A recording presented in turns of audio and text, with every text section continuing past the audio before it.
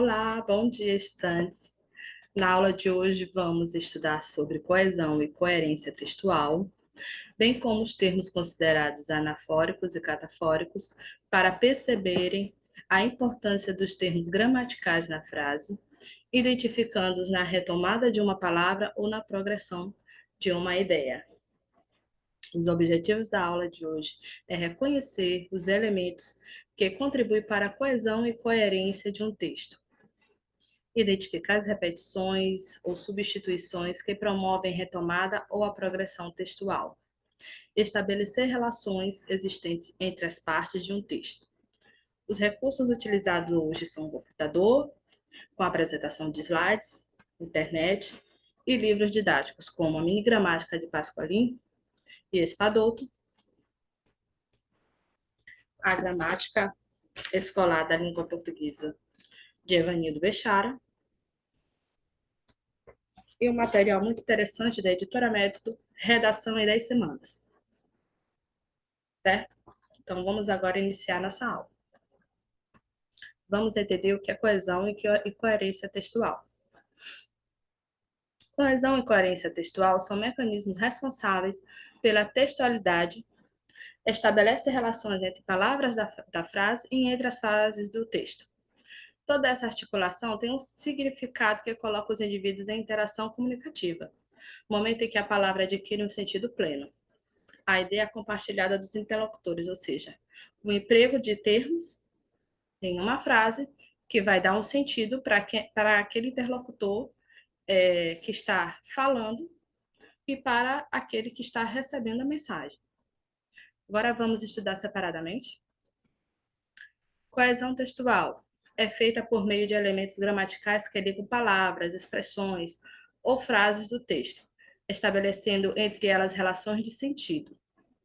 São elementos que vão fazer uma conexão, seja pronome, seja numerais, seja artigo, advérbios, verbos, conjunções. Eles vão fazer uma relação e estabelecer um sentido adequado para a compreensão de quem está lendo. Iremos observar aqui nos exemplos. A utilização do pronome. Veja o seu exemplo a seguir. Não consegui ver o ator. Ele estava rodeado de muita gente. Ele refere-se a ator. Veja, o ele é colocado posterior ao termo principal, aquele que você quer dar uma ideia, ou seja, o ator. Então, ele estava rodeado de muita gente, a gente pode entender aqui nessa frase que refere-se ao ator. A utilização de advérbio. A Chácara Santo Antônio é uma entidade filantrópica, que ali abriga muitas pessoas abandonadas. O ali é no sentido de um local, né? Um lugar. Ali se refere-se à oração destacada. Então, o local aqui, o que ali quer indicar é onde abriga muitas pessoas abandonadas, a Chácara Santo Antônio. Utilizando a conjunção, temos aqui um exemplo. Não vou à escola hoje porque estou com gripe forte. O porquê aqui liga orações estabelecendo sentido de causa. Dá para entender o seguinte: não vou à escola hoje porque estou com gripe forte. Estou com gripe forte, eu não vou à escola hoje. Por quê? Porque estou com gripe forte. Certo? Coerência textual. Coerência textual é a relação que se estabelece entre diversas partes do texto, traduzindo de maneira precisa o sentido pretendido pelo autor. Aqui temos os princípios fundamentais da coerência textual, que são as relações semânticas das palavras, na retomada e na progressão de informações. Temos exemplos a seguir que vai esclarecer e visualizar melhor como se interage, como eles interagem na frase, estabelecendo uma coerência no texto. Em relação à semântica das palavras, foi abaixada uma lei que pune o condutor de veículos automotores com uma determinada dosagem de álcool no sangue. Vejamos, abaixada é um vocábulo que consta na língua portuguesa. Porém, aqui não é o termo adequado a ser aplicado. A frase fica incoerente porque abaixada tem um outro sentido. O termo correto é baixar, no sentido de expedir. Então, Foi baixada uma lei que repune o condutor de veículos automotores com uma determinada dosagem de álcool de sangue, no sangue. Vejamos agora sobre retomada de informação e progressão, fazendo com que tenha um sentido lógico essa frase. Vejamos como é aplicado. O espelho recusou-se a responder a Lavínia que ela é a mais bela mulher do Brasil. Aliás, não respondeu nada. Era um espelho muito silencioso. Veja aqui que nessas orações nós temos vários termos que fazem, que se relacionam. Ela dá ideia para Lavínia, se remete a Lavínia. O aliás retoma, né, reforça a ideia de que o espelho não respondeu, recusou-se a responder ou não respondeu. E a terceira frase era um espelho muito silencioso. Aqui tem a resposta por que o espelho não respondeu. Com a utilização de um verbo, dando continuidade e progressão da informação para que se fecha uma lógica, um entendimento dessa frase. Por que ele não respondeu? Porque era um espelho muito silencioso. Vejamos agora por que esses certos termos utilizados nas frases, seja pronomes, advérbios, conjunções, eles podem ser considerados anafóricos ou catafóricos em uma frase. O anafórico, o elemento gramatical, se refere a um termo já citado. Veja no exemplo a seguir. Todos os dias, no jardim de casa, aparecia um beija-flor. Ele vinha sempre no mesmo horário. Observem, aqui é utilizado um termo, um pronome, para se referir a beija-flor. Contudo, ele vem depois do beija-flor. Então, quando esse termo vem depois, ele é considerado um elemento anafórico. Diferente do catafórico, que vamos ver no exemplo muito semelhante, e que coloca o beija-flor, o termo principal, em segundo plano. O elemento catafórico, um outro elemento que se remete a beija-flor, ele antecede. Ele vem citado primeiro do que beija-flor. Todos os dias, no mesmo horário, eu ia ao jardim de casa e lá estava ele, o beija-flor. Certo?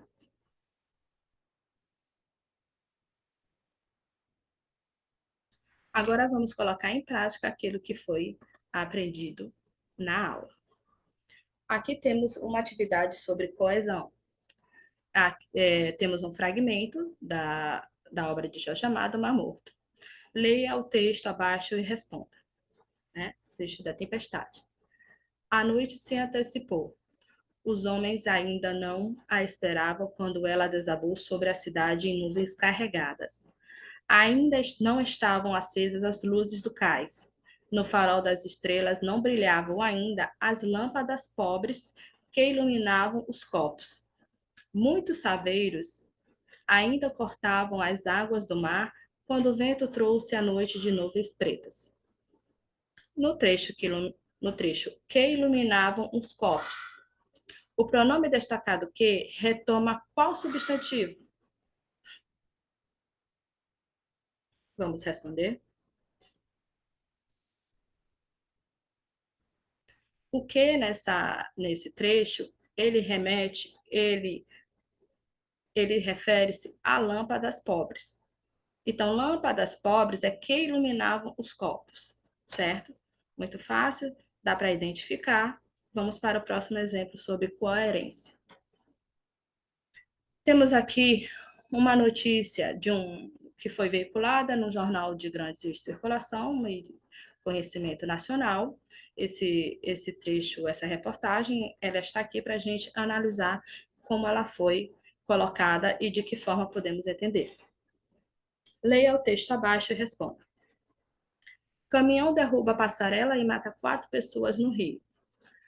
Caçamba do veículo que trafegava em horário irregular estava levantada. 2 mortos andavam pelo elevado de 120 toneladas, que desabou sobre 2 carros, onde estavam as outras 2 vítimas. Fonte, né? E o local onde aconteceu, do Rio. A caçamba estava em um caminhão que seguia pela linha amarela, uma das principais vias expressas do Rio, derrubou uma passarela que esmagou 2 carros. 4 pessoas morreram e 5 ficaram feridas. duas estão em estado grave. Subir mais um pouquinho aqui. O acidente aconteceu às 9 horas e 13 minutos. O tráfego de caminhões na linha amarela só é permitido a partir das 10 horas às 17 horas. Os 2 minutos que antecederam o acidente foram registrados pelas câmeras de trânsito da via. Voltando, as imagens mostram o caminhão passando pela pista da direita, que tem limite de velocidade de 80 quilômetros, com a caçamba levantada. Segundo depois, o caminhão derruba a passarela a uma altura de 4,5 metros.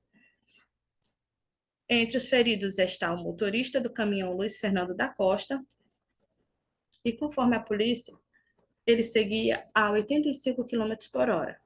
No hospital, Costa disse ao delegado Fábio que não percebeu quando a caçamba levantou. Explicou também que ignorou a restrição do horário porque estava atrasado.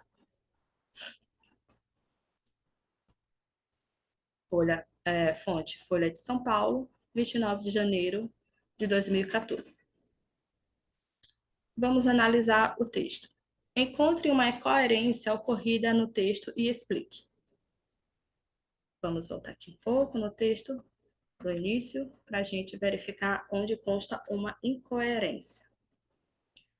Vejamos aqui na frase: dois mortos andavam pelo elevado de 120 toneladas que desabou sobre dois carros onde estavam as outras duas vítimas. Aqui há uma incoerência.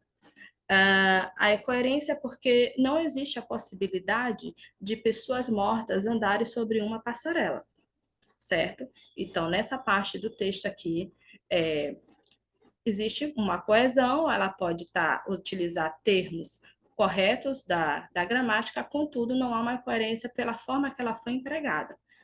Então, aqui a incoerência está em dois mortos andavam pelo elevado de 120 toneladas. Voltando na questão, de que modo esse texto poderia ser reescrito a fim de desfazer a incoerência? Ou seja, de que forma poderia ser reescrito: dois mortos andavam pelo elevado de 120 toneladas, que desabou sobre dois carros onde estavam outras duas vítimas? Podemos reescrever essa frase da seguinte forma: das 4 vítimas, 2 morreram quando estavam caminhando pelo elevado de 120 toneladas. Essa é uma opção. Dessa forma, a gente consegue entender de que 2 mortos que andavam pelo elevado morreram. Então, das 4 vítimas, 2 morreram quando estavam caminhando pelo elevado de 120 toneladas. Como foi anteriormente falado, não tem como 2 mortos andar pelo elevado. Retornando. Levando em consideração o texto jornalístico, apresente uma explicação para a produção e a publicação de uma notícia com tal incoerência, ou seja, por que ela foi escrita desta forma, né, com a utilização desses termos que tornou esse texto incoerente. Aqui a gente podemos dizer que talvez a rapidez para que fosse registrado tal notícia, a necessidade de publicar o fato da forma mais rápida possível, que requer a profissão, né, de que seja ao vivo ou de alguma forma que seja impresso o material o mais rápido possível. Então, não houve observâncias dos termos adequados para que fosse publicado de forma coerente. Por fim, a aula mostrou aos estudantes que, na elaboração de um texto, usamos recursos que garantem ao leitor uma compreensão do que está sendo escrito.